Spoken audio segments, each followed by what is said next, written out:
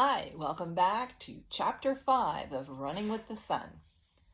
Guys Making Pies kicks off when the gigantic blackberry bush in May's yard is ready for harvesting. That's the one that looks like an octopus with extra arms all loaded down with juicy berries.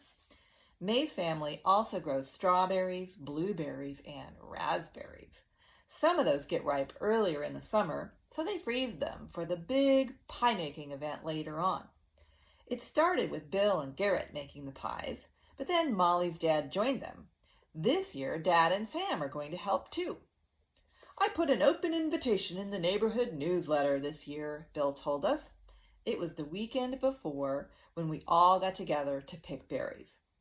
I don't expect any Franklin or Lawhorn guys to show up, though, he laughed, and his whole face got all crinkly, smiley. Can you picture Sydney's dad in Bill's kitchen cracking eggs laid by your chickens, May? I asked as we picked berries. She giggled. Except that you don't use any eggs in pie crusts, Sam announced, like the junior know-it-all that he is.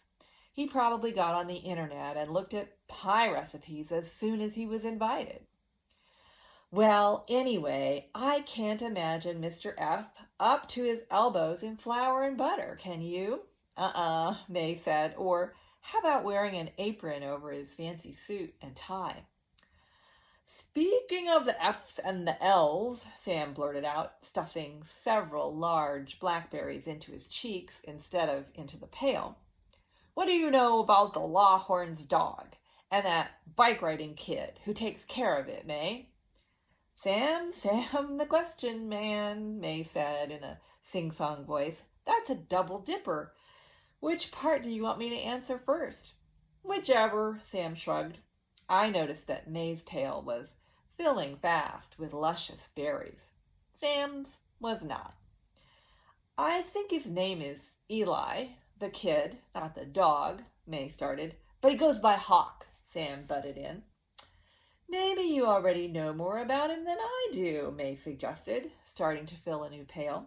I've never talked to him much, and I've only seen the dog from a distance. It's small and black.